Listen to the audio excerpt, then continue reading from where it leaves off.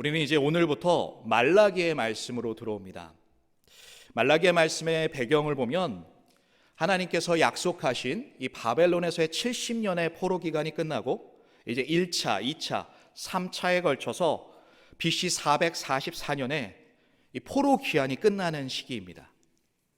이 포로 기한이 끝나는 것과 같이 이 예루살렘의 성전이 재건되고 또한 성벽이 재건되는 놀라운 하나님의 은혜를 얻었습니다. 하지만 이 보여지는 것은 모든 것이 하나님의 말씀이 성취되는 것 같지만 영적으로 볼 때는 이들은 너무 피폐했고 하나님을 바라보지 못했습니다. 이 하나님께서 성취하신 말씀 가운데 하나님의 그 은혜에 감사하고 기뻐해야 할 그들이 더욱더 죄를 반복하고 또한 죄에 무뎌가는 상황이었습니다. 말라기 선지자는 그들에게, 이스라엘 백성에게 경고하고 있습니다. 1절 말씀을 함께 보겠습니다. 여호와께서 말라기를 통하여 이스라엘에게 말씀하시는 경고라. 여기서 말하고 있는 경고, 메사, 이 뜻은 무거운 짐이라는 뜻을 갖고 있습니다. 이 무거운 짐이라는 뜻은 이 이스라엘 백성이 이 말씀으로 인하여 신앙 가운데 부담을 갖고 살아가야 할 것을 말씀하고 있는 것입니다. 오늘부터 이어질 일주일 동안의 말라기의 말씀을 통해서 우리의 신앙 가운데 영적인 부담감을 가지고 우리가 어떻게 살아가야 할지를 돌아보시는 저와 여러분이 되길 소망합니다. 말라기 선지자는 경고하고 있는데요, 이 경고는 말라기의 특징을 말해주고 있습니다. 6가지의 논쟁으로 이어지는데요, 이 전체 1장부터 4장까지의 말씀을 보면 6가지의 논쟁, 첫 번째, 하나님의 사랑에 대해서 말하고 있습니다. 오늘 본문과 같이 나는 너희를 사랑한다 라고 하나님께서 말씀하시지만 이 이스라엘 백성들은 답하기를 어떻게 사랑했는데요? 우리를 사랑했습니까? 라고 대답합니다. 두 번째로, 내가 나의 이름을 멸시했다라고 하나님께서 말씀하시지만 이스라엘 백성들은 우리는 그런 적이 없습니다 라고 대답합니다. 세 번째로, 너희가 형제를 거짓으로 행했다라고 하나님께서는 말씀하시지만 그들은 우리는 그런 적이 없습니다 라고 반박합니다. 또한 네 번째로, 말로써 하나님을 괴롭혔다라고 하나님은 말하지만 이들은 그런 적이 없다라고 말하고, 다섯 번째로 11조에 대해서 하나님께서 너희들은 진정한 11조를 드리지 못했다라고 말하지만 이스라엘 백성들은 우리는 그런 적이 없습니다라고 단호하게 이야기합니다. 마지막 여섯 번째로, 여호와를 경외하지 않았다, 나를 경외하지 않았다라고 하나님께서 말씀하시지만 우리는 그런 적이 없습니다라고 발뺌하는 이스라엘의 모습을 보여줍니다. 오늘 특별히 1장 1절부터 5절까지의 말씀을 통해서 우리는 첫 번째 논쟁, 하나님의 사랑에 대해서 함께 볼 것입니다. 여러분 혹시 찐이라는 단어를 들어보셨습니까? 우리 초등부 친구들과 함께 지내다 보면 이 찐이라는 말을 조금씩 사용하는 것을 볼 수 있습니다. 이 찐이라는 말이 진짜라는 뜻이라고 합니다. 오늘 말씀을 통해서 하나님께서 주시는 찐 사랑, 진짜 사랑을 회복하시는 저와 여러분 되기를 축복합니다. 2절 말씀 함께 보시겠습니다. 2절 말씀, 여호와께서 이르시되 내가 너희를 사랑하였노라 하나 너희는 이르기를 주께서 어떻게 우리를 사랑하셨습니까? 라고 대답하고 있습니다. 원어적으로 보면 이 사랑이라는 표현이 내가 예전에 너희를 사랑한 것처럼 지금도 여전히 너희를 사랑하고 있다라고 하나님은 말씀하고 있습니다. 그런데 이스라엘 백성은 마치 하나님의 사랑을 한 번도 경험하지 못한 것처럼, 아니 전혀 알지 못하는 것처럼 사랑하셨다고요? 어떻게 사랑하셨다고요? 이렇게 반박하고 있는 것입니다. 어떤 한 목사님이 있었습니다. 교인 중에 한 분이 목사님께 상담을 요청했습니다. 이 남자 성도님은, 이 형제님은 참 성실한 분이셨습니다. 이 교회에서나 직장에서나 늘 모범이 되는 분이셨습니다. 어느 날 두 딸이 있는데 두 딸이 아빠 나 유학 가고 싶어요 라는 말을 해서 너무나 사랑하고 아끼는 딸이기 때문에 상황이 되진 않지만 이 두 딸과 아내를 미국으로 유학을 보냈다고 합니다. 10년 동안 이 기러기 아빠로 열심히 일해서 계속해서 재정을 보내다가 집도 팔게 되고 차도 팔게 되고 자신은 점점점 피폐해 가지만 이 자녀들이 기뻐하고 즐거워하는 모습에 아버지는 그 사랑하는 마음에 그 희생도 너무나 감사하게 여겼습니다. 아버지가 이제는 이 단칸방, 이 2평밖에 되지 않은 고시원과 같은 그 생활 가운데 어느 날 갑자기 문득 이 사랑하는 딸들이 보고 싶었던 것입니다. 이 재정이 되지 않지만 티켓팅을 하고 미국으로 부푸른 마음 가운데 내가 사랑하는 딸들 봐야지 하는 마음에 이 딸들에게 가서 내가 얼마나 너희들을 사랑하는 줄 아니? 라고 말하자 이 딸들은 아빠가 우리에게 뭘 해줬는데요? 라고 되묻는 것이었습니다. 여러분, 만약에 여러분이 이러한 상황 가운데 이런 말을 듣는다면 어떤 마음이 드시겠습니까? 우리가 우리의 자녀가 이 부모의 사랑을 알지 못할 때 우리는 섭섭이가 찾아오고 서운이가 찾아오기도 합니다. 당혹스럽기도 하고 마치 믿는 도끼에 발등을 찍히는 것처럼 이 하늘이 무너지는 듯한 느낌을 갖습니다. 그런데 왜 이스라엘 백성은 하나님의 사랑을 인정하지 않고 있을까요? 그들이 생각하는, 이스라엘 백성이 생각하는 사랑과 하나님의 사랑이 달랐기 때문입니다. 요한3서 1장 2절 말씀을 보십시오. 사랑하는 자여, 내 영혼이 잘된 같이 내가 범사에 잘되고 강건하기를 내가 간구하노라 라고 말씀하고 있습니다. 어쩌면 우리의 신앙 가운데 우리가 하나님을, 예수님을 믿으면 복을 받을 것이다 라는 이 번영의 신앙을 갖고 있는지도 모르겠습니다. 이 말씀과 같이 하나님을 믿으면 영혼이 잘된 같이 내 영혼이 편해지기를 원하는 것이 우리의 모습입니다. 또한 범사가 잘된 것처럼 물질적으로 풍성해지기를, 풍족하기를 우리는 원합니다. 또한 강건하기를 간구하는 것처럼 우리의 몸이 늘 건강하기를 바랍니다. 많은 기독교인들은 번영의 신앙을 갖고 있습니다. 이 번영의 신앙이라는 것은 축복이나 물질의 풍성함이 항상 주님의 뜻이라고 믿고 살아가는 것입니다. 이것은 어느 정도 맞는 말이지만 무조건적으로 맞는 말은 아닙니다. 하나님의 복에는 때론 고난도 있기 때문입니다. 이스라엘 백성은 바벨론의 포로 가운데 하나님의 말씀처럼 이들이 다시 예루살렘으로 모이게 되었습니다. 하지만 이들은 여전히 이 바벨론의 속국이었고 이들이 생각하기에는 완전한 자유를 얻지 못했다라고 생각했습니다. 여전히 부유하지 못했고요. 전보다는 조금 나아진 것 같습니다. 하지만 여전히 만족함이 없었습니다. 하나님께서는 그들을 바라보며 사랑한다라고 말하시는데 그들은 그 사랑을 알지 못하고 불만스러운 말들을 하고 있습니다. 하나님은 어쩌면 그들에게 화내시고 책망하실 수 있음에도 불구하고 하나님의 말씀을 통해서 하나님의 사랑을 증명하고 계십니다. 2절 말씀의 후반절을 함께 보겠습니다.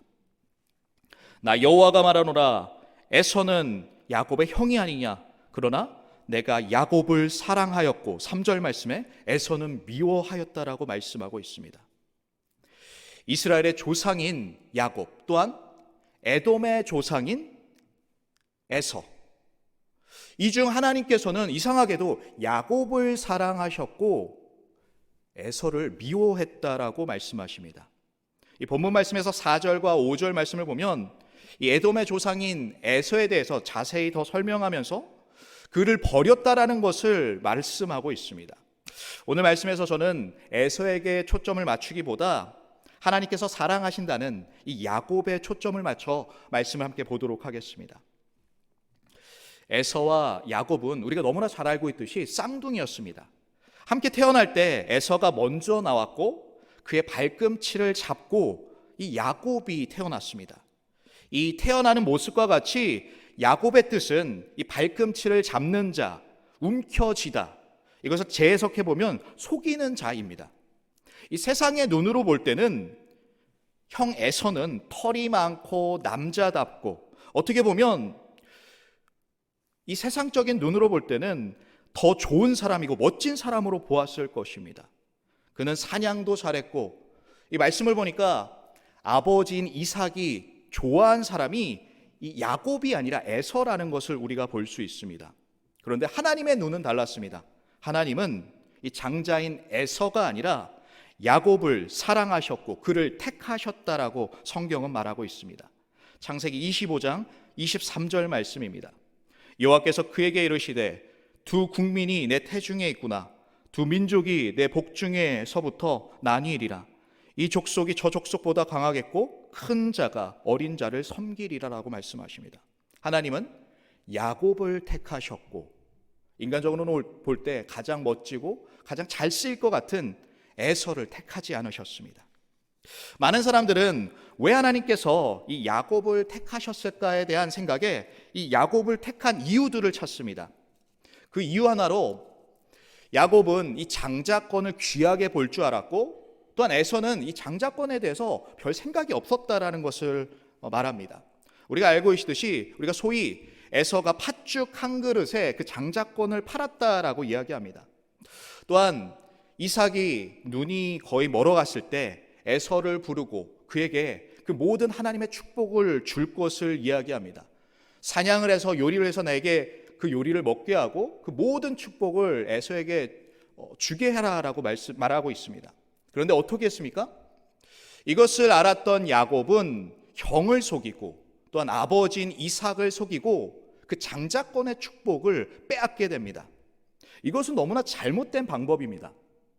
하나님께서 야곱을 택하셨다면 어떠한 방법이라도 그를 축복하시고 하나님의 은혜의 자리로 인도하셨을 것입니다.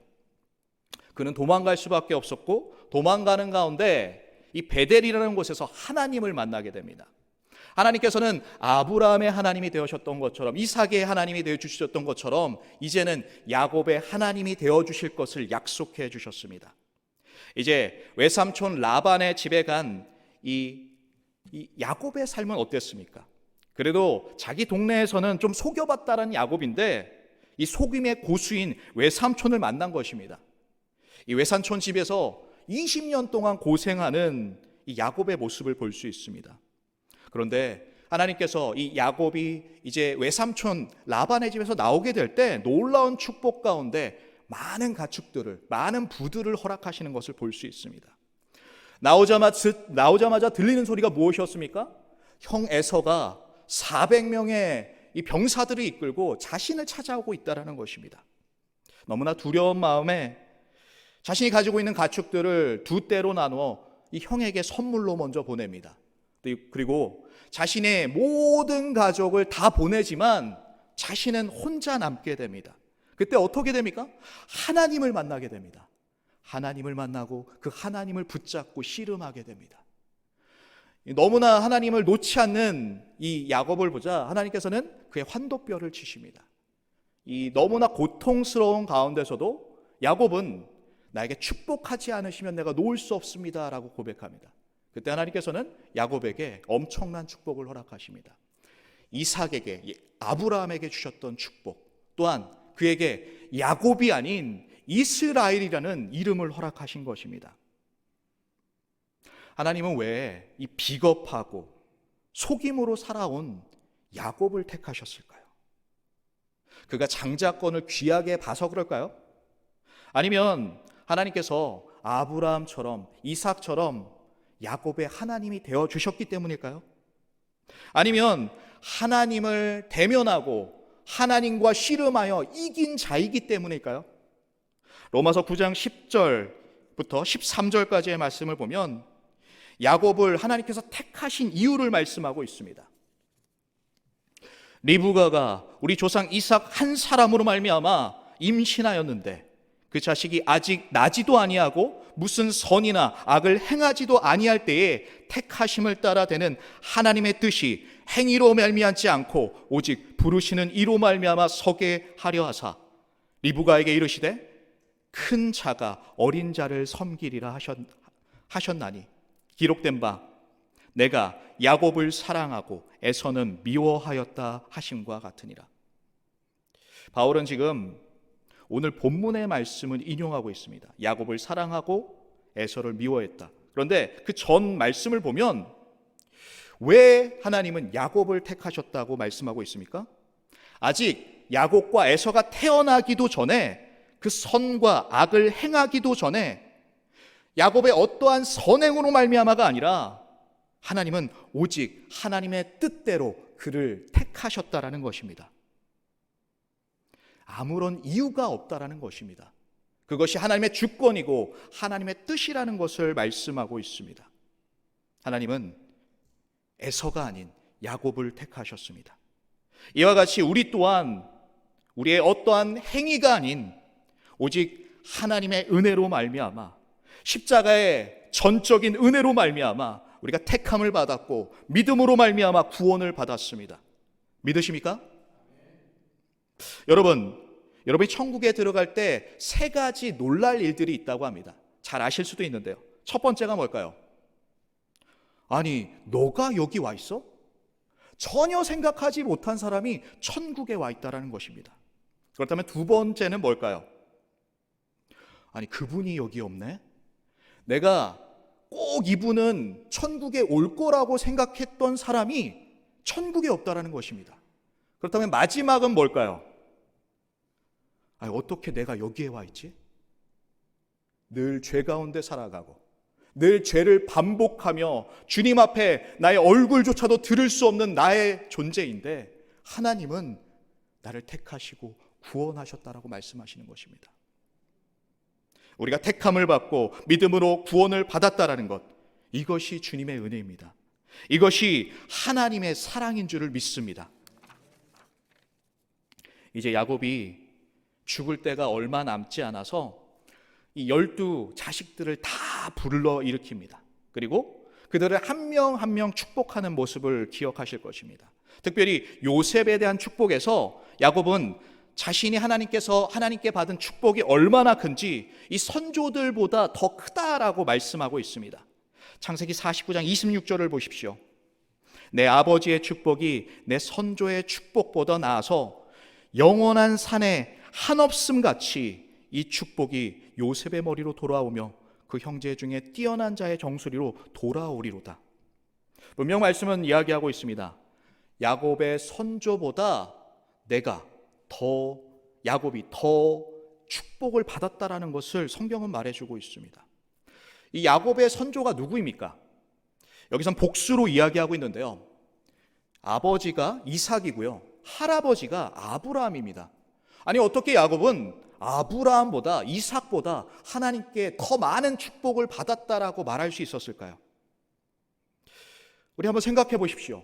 아브라함은 하나님께서 부르시고 그를 복의 근원으로 삼으셨습니다. 그를 또한 믿음의 조상으로 삼으셨습니다. 그와 언약을 맺으셨습니다. 그 언약이 이어져서 이제는 이삭과 야곱에게까지 그 축복이 이어졌는데, 아니, 야곱은 그 근원이라고 말할 수 있는 아브라함보다 자신이 하나님께 축복을 더 받았다라고 말할 수 있을까요? 그가 말하는 하나님의 축복은 무엇일까요? 요셉이 총리가 되어서 자신의 가정을 구원했을 때 이 야곱이 이 애굽의 바로 왕을 만나게 될 때 그의 인생을 이렇게 소개합니다. 창세기 47장 9절 말씀입니다. 야곱이 바로에게 아뢰되 내 나그네 길의 세월이 130년이이다. 내 나이가 얼마 못 되니 우리 조상의 나그네 길의 연조에 미치지 못하나 험한 세월을 보냈었나이다. 여기서 강조하고 있는 것은 무엇일까요? 자신은 나그네 길을 살았지만 자신의 조상보다는 그 나그네 길이, 인생이 짧다라고 말하고 있습니다. 하지만 그가 강조하고 있는 것은 그 누구보다도 험악한 삶을 살았다라는 것입니다. 아니, 험악한 삶을 산 것이 하나님의 축복일까요? 왜 야곱은 자신의 인생 가운데 아브라함보다 이삭보다 더 많은 하나님의 축복을 받았다라고 말하고 있을까요? 서두에서 말씀드렸던 이 미국의 두 딸을 유학 보냈던 아버지의 이야기로 다시 돌아갑니다. 아버지는 이 두 딸을 너무 사랑했습니다. 그래서 자신의 모든 것을 희생할 만큼 그 모든 아픔도 겪고 딸에게 모든 것을 줄 수 있었습니다. 그 희생 가운데 이제는 너무나 보고 싶은 딸에게 갔는데 딸들은 내가 사랑한다라고 말하니까 아빠가 해준 것이 무엇인데요? 라는 이 너무나 차가운 날카로운 말이 들렸던 것입니다. 이것을 위해서 이 아빠는 너무나 화가 났다고 합니다. 아니, 어떻게 나 이 사랑을 몰라주지? 아니, 어떻게 이것을 모르지? 그래서 이 사랑을 차근차근 하나하나 설명해 주었다고 합니다. 이 딸들의 반응은 어땠을까요? 더 나아졌을까요? 딸들은 아빠에게 이야기합니다. 아빠는 10년 동안 우리와 함께한 적이 한순간도 없어. 아빠는 없었어. 이거 너무나 충격적인 말 아닙니까? 저는 이 간증을 듣다가 야곱이 말하고 있는 하나님께 받았다는 엄청난 그 축복이 이것이구나라는 것을 깨닫게 되었습니다. 야곱은 자신의 인생을 이렇게 소개하고 있습니다. 나는 험악한 인생을 살았습니다. 그는 험악한 인생을 살았지만 그 속에서 매 순간순간마다 하나님을 경험했습니다. 하나님과 교제했습니다. 하나님을 만났습니다. 그는 그 험악한 인생 가운데 하나님과 부딪혔고 하나님과 씨름했고 하나님과 깊은 교제로 들어갔던 것입니다. 깊은 교제 가운데 험악한 그 교제 가운데 하나님을 경험할 수 있었던 것입니다. 본문 2절로 다시 돌아옵니다. 하나님은 이스라엘 백성에게 내가 너희를 사랑하노라 라고 말씀하십니다. 하나님의 사랑은 우리가 생각하는 사업의 축복일 수 있습니다. 자식의 축복일 수 있습니다. 건강의 축복일 수 있습니다. 그것이 틀린 것은 아닙니다. 하지만 우리가 더 멀리 봐야 되는 것은, 더 깊게 봐야 되는 것은 하나님의 찐 사랑, 진짜 사랑은 바로 우리가 하나님께 택함을 받았다라는 것이고 믿음으로 말미암아 구원을 받았을 뿐만 아니라 매 순간순간마다 내 삶 가운데 주님과 교제할 수 있다라는 것이 우리에게 가장 큰 사랑이며 우리에게 가장 큰 축복인 줄을 믿습니다. 오늘 말씀 가운데 찐 사랑, 그 진짜 사랑을 회복하시는 저와 여러분 되기를 소망합니다. 진짜 사랑이란 평생 하나님과 교제하는 것입니다. 매 순간 계속해서 1분 1초도 주님과의 교제를 놓치지 않는 것입니다. 그러한 교제를 주님과 가지시는 저와 여러분 되기를 축복합니다. 함께 찬양하길 원하는데요, 하나님의 찐사랑, 진짜 사랑 앞에 우리가 이제는 주님만을 바라보길 원합니다. 주님만을 고백하길 원합니다. 함께 찬양하도록 하겠습니다.